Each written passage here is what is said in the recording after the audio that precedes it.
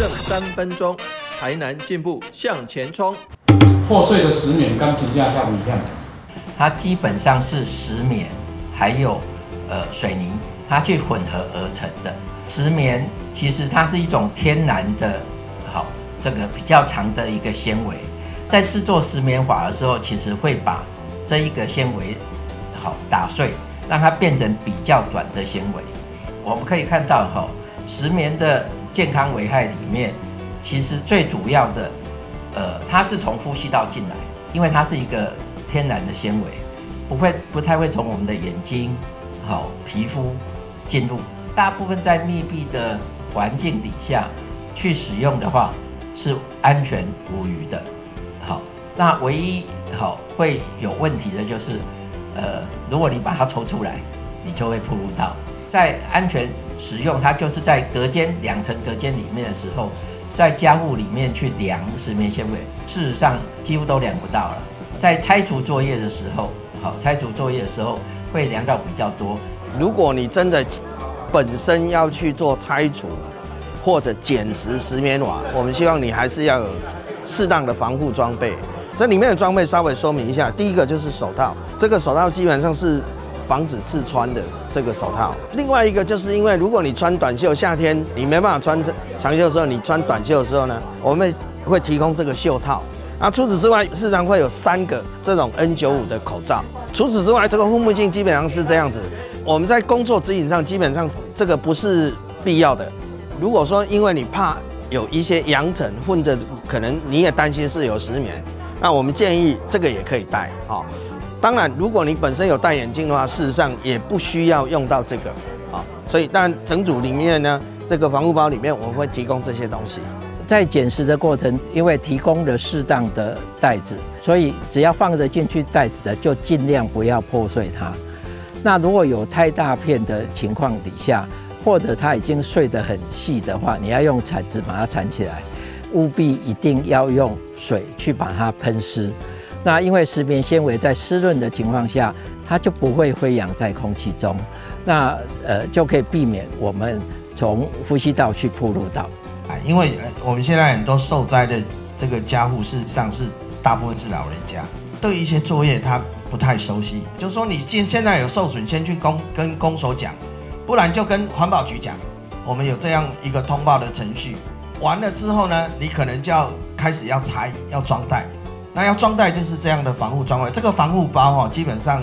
在公所有提供了那这个还是强调是因为是跟石棉相关的。所以这个防护包提供，就是一般的民众或许你就不需要这些装备了，留给这个需要做石棉拆除的这些住家那些实际作业的人员你家里需要有这样处理的方式的人所以等你装袋好之后呢，你就打电话跟公所讲说我装好了或者跟环保局说我装好了，那我们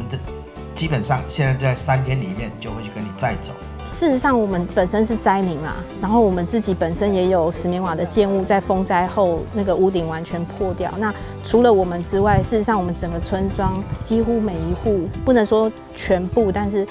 应该有8、9成全部都有石棉瓦的建物在住家的旁边。过去可能是作为仓库或者其他农业用途这样子。那这一次破得很严重，风又很大，所以吹的整个我们村庄的地板都是，还是有一些部分石棉瓦是我们虽然已经尽量处理，但不知道该怎么处理的部分，我们希望政府能够介入帮忙，我们一起面对这个问题。这样，那也非常感谢环保局，在一开始就有主动的释出他们愿意赶紧处理石棉瓦这个议题。在和政府合作的过程当中，也发现政府的人力上面也会有困难。那我们现在就是看看我们的民间这边有一些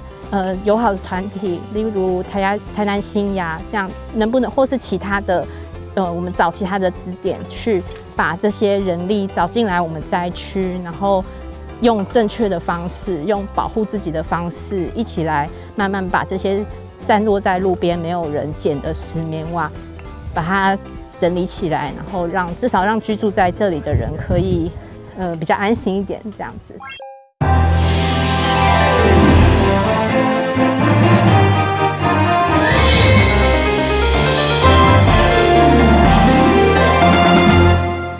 了是阮嘅欢收看8月14号的中嘉台南电新闻。台南市电古迹红新庙后壁面将起5层楼的民宿，不过因为当地烦恼不止的破坏庙体，结果也影响到景观风水，引起反弹。所以抢救红新庙行动联盟今日正式向市府申请，希望根据文字法退回建案的申请。对此，文化局嘛回应，已经甲地主协调有主动退让。抢救红新庙行动联盟摕着大型批录啊，内面是向市府表达5000外字的诉求。市电古迹红新庙后壁要起5层楼高的民宿，不过庙体唔但无地基，起落去恐惊会有放弃的风险，也佫有可能影响整体外观。那栋大楼盖起来之后呢，它就把后面遮一半。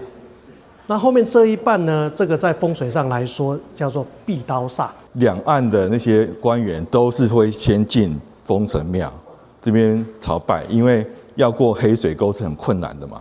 所以先来这边谢谢封神。它不能够遮蔽古迹的外貌啊，遮盖古迹的外貌啊，或阻塞其观览通道啊。那这是一个禁令，它是不能够违反的。那文资审查应该秉持的这个原则来审查这一个建案。红新庙不只有完整的历史价值，连庙后的空地更是民间信仰当中的地理风水甲可疑功能，因此要求市府要依照文字法来审查建案。对此，文化局回应已经跟地主协调，7月份重新设计该建案。所以从原来的规划，从5层楼已经现在下降到3层楼这样子的一个规模。那基础的挖掘深度呢，也缩小到1.5公尺以内。那地主也愿意再由庙方后面的背墙呢，再退缩更多的一个空地。另外，针对着文字法第34条，古迹周边未当有砸着外观的建筑，文化局考量到都市正在开发当中，现时无法度避免，将法函请文化部文字局来解说。台南新闻社会采访报道。5年前选择来台南投资设厂的全国知名大厂城堡集团，今年因专门要为4大人所起的智慧乐龄主体，嘛选择来台南兴建安平馆，占地3300外坪基地，盛大举办开工动土仪式，预计2029年的完工。城堡是知名的家电老品牌，因除了选择来台南投资设厂，嘛积极布局全台湾乐龄主体市场。目前选定这片占地3300外坪基地，正是台南安平馆。10号伫市场有一条顶面大贵宾的见证，正式开工动土，预计2029年底完工启用。基业有故，安居乐营。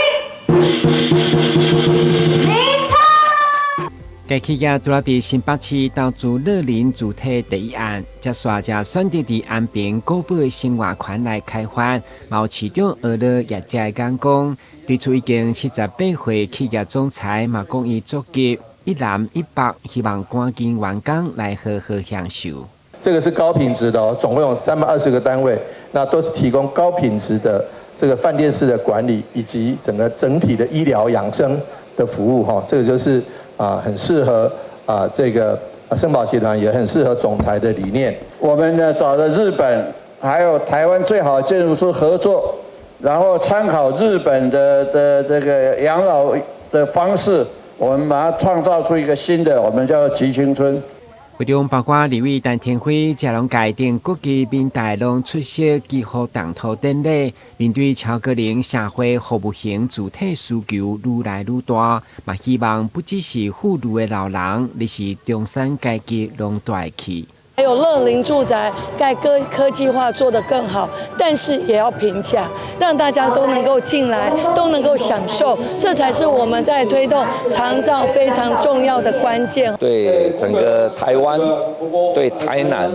整个对老人照护的形象提升，会有很大的帮助。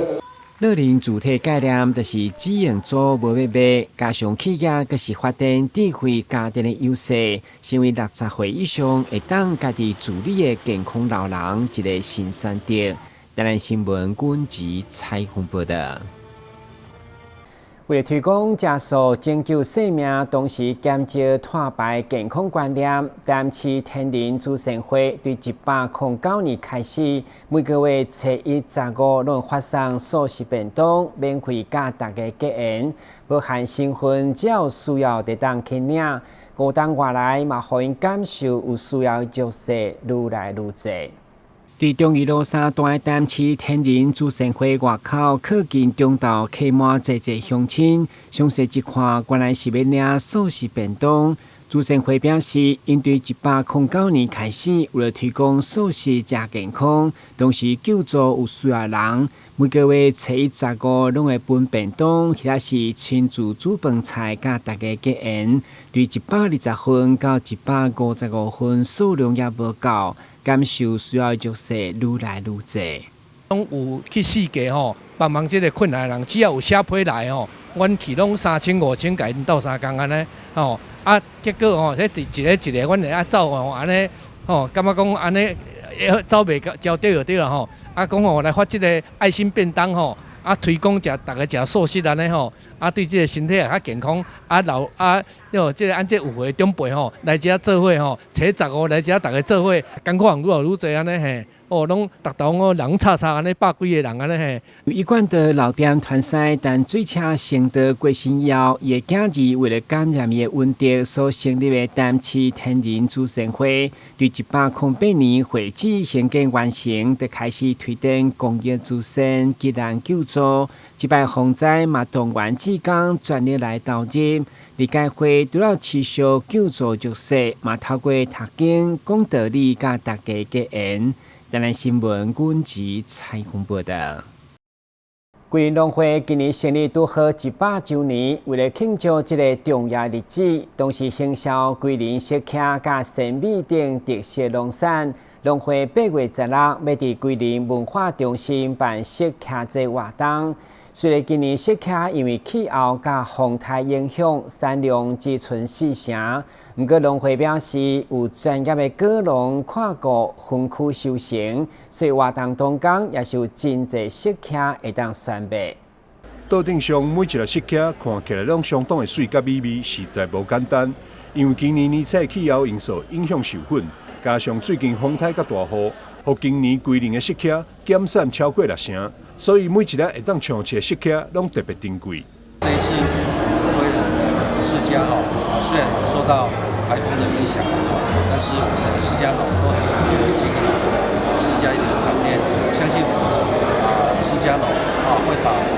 最好的释迦拿出来跟大家做分享。尽管产量大大减少，但桂林区农会也持续推展石屉产业，结合在地济农地产品。16号要伫咧桂林文化中心举办石屉节活动。咱桂林的农产品呢，第一，咱呢有石屉，石屉是咱高经济作物，这每一个农民，阮拢有辅导伊用 QR code，配合农粮署的辅导，过来就是咱有大壳的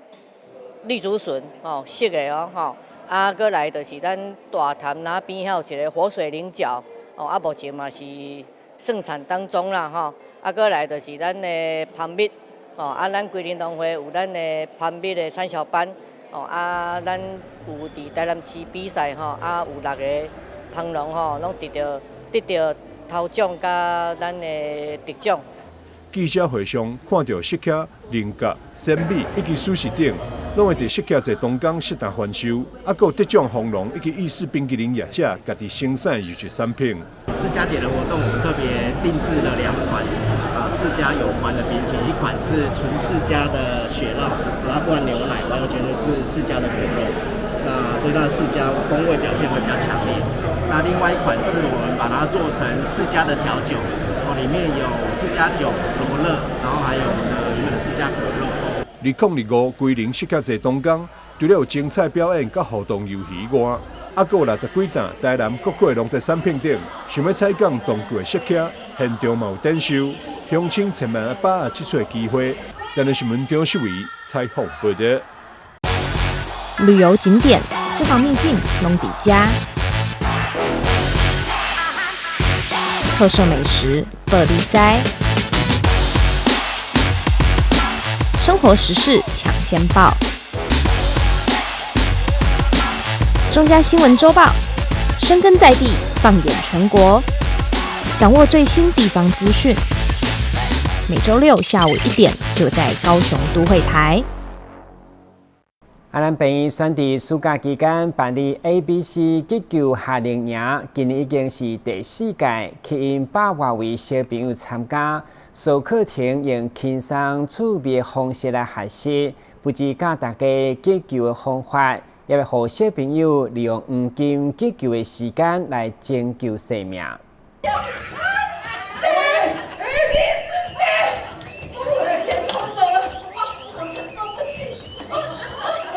袂忍过阿婆因为钱被抢去，引发心脏无爽快，煞来昏去。判案王做安南病院副院长徐秉义马上来急救，顺利救活阿婆的性命。这是安南病院举办的 ABC 急救夏令营，活动特别以活泼趣味的方式来进行，让大小朋友轻松学习救人的知识。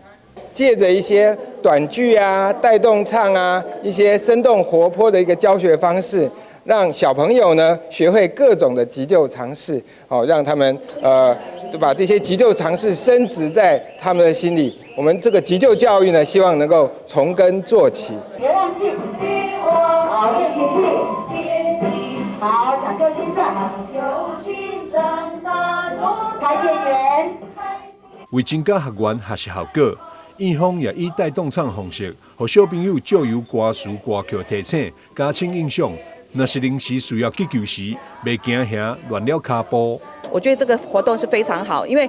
其实这个 ABC 这个活动是要深植人心，每一个小朋友，不管小朋友大朋友，如果说在身边有发生任何的问题因为现在是不是常地震，还有我们的风灾，我们要急救的时候，或是车祸的时候，你就就近可以先帮他治疗因为这个活动非常的好，就是要常常练习。其实这个叫 ABC 它的说法是叫 ABC 所以这个活动应该是每一个从小我们都要了解。这个活动由副院长徐秉义策划，活动中教导小朋友使用技能甲实际操作课程，最后嘛测验通过学员阁会颁发及格证书，希望培养小朋友急救知识甲技能。未来若是面对紧急状况时，嘛会当知影如何应对。台南新闻张世伟采访报道。西园境普济殿王孙节日前伫渔光岛举行送王仪式，伫烧化王船过江，马上就有内行人来巡保。其中上简单就算是龙目内6个龙银，以及船头当寄来5个五等钱。伫5等钱当中，4个被一对翁仔某吹得相当好运。在鞭炮声中烧化王船，普济殿睽违180年王巡教，熊熊烈火奉送持斧千岁，代天巡守。船轨倒下的那一刻，象征圆满完成。而王船烧化后，通常会剩无法化成灰烬的物品，其中最具价值的就是龙银以及5帝钱。咱这个东镜内底有含了5帝钱，内底这拢是阮的网络内底当有着。这个东镜内底有顺治、孔乙、雍正、乾隆、嘉庆，有这5个皇帝帝王钱安置内底。当初打造王船时，会在左右2侧龙墓内分别安入3枚龙银，象征天地人。船头狮头铜镜内则安入5枚5帝钱，成为名副其实的帝王之船。内行人会判断船首方向，划定范围后，再用金属工具挖掘。今天早上9点多，捡，有捡是了先捡等下，下晡，因为下早去用管理员讲袂使捡，上烧，所以佮走等下晡。4点外那个来，捡到的东西不是它的金钱的价值，是它物质上180年我们再也遇不到的那种价值。来自安定的一对夫妻，一口气找到4枚龙银，记者实地在现场也找到1枚，另1枚则是被高雄的李先生寻获，相当幸运。王传灰烬范围很大，要找到10元硬币大小的龙银，根本是大海捞针，就看跟神明有没有缘分。记者苏怀腾的报道。伫高雄有一位老师无惊教育以后改卖便当，对啦其中的配菜一款主食只卖79块，也用插客底，已经引起在地注目。而且店家也将中药用力食材，让民众食健康，更食安心。打开便当盒，一股快木香气飘散而来。仔细一数，配菜竟然就放了整整7样，连主食迷迭香草鸡排都得另外装盘。这样一份便当居然只要79元。自己去画，然后去紫观那边设计一个快木盒子便当盒，它一边吃那个散热，那会有散热嘛，那个快木就会流出来啊，就很健康。制作那个成本很高，我们并没有，因为我一个便当，好猪鸡排79元，我们那个一个便当盒1000块木，所以不可能送人呐，而且都是内用才有啊，很多人看了都会买回去自己用啊，用快木盒装便当这样子，因为我们要用一个食材，都会往那个有机或是无毒这个方面去走啊，因为我们中医诊所，我们有在做偏乡的医疗啊，然后也有义诊啊，所以我们跟偏乡，我也很感谢所有我们偏乡的那些朋友，跟他们买他们蔬菜，我们一上去就是大量的把蔬菜下来用菜，然后还有这边有一个阿华师姐，她自己种的菜来供应。然后，所以说我们的菜可以用的那么低价、那么高等的食材，那是因为后面也有善心人士在供应我们。坚持无毒无农药的食材挑选，更将中药材和花草融入食材。看似简单的冬瓜块都是以桂花酿调味，就连一旁的蔬菜也是以枸杞做搭配，只为了让民众可以吃得健康、吃得安心。所以说，我们的养生餐，当然就是会配合不同的季节，什么时候，比如说冬天、夏天我们要入什么药，这样对，配合现代人的体质，这样下去吃的话，就会对他的身体，就比较有帮助，一方面养生，一方面也吃得饱，又可以强壮我们的身体，活化我们的气血，所以说现在来结合这种，饮食跟药材中药材对健康的话是很不错的一种概念所以说才会想到这方面这样。我们有排行榜，就迷迭香草鸡排，我们要自己敢吃才可以给别人吃啊，对不对？自己的人喜欢吃，敢吃，这个最重要。你不要放了一堆的化学药剂，自己人不敢吃，这样就违背了那个善的理念跟那个健康的理念。行善多年的陈老师，透过便当店给予需要帮助的众人一份收入，也将健康的理念传递给大家。记者魏国庆、李品荣高雄报道。今年4月，伫大武仑沙滩被救起来的海龟，经过几啊个月治疗甲照顾，日前由吉安市政府、中华鲸豚协会、海洋保育署等单位顺利将伊野放。现场嘛，起真侪民众组织这回送伊回到大海。我们右边的朋友，你蹲低往后退一点点，给他一点空间，往后退哦。蹲低，请尽量蹲低退，谢谢。好了，太棒了，太棒了。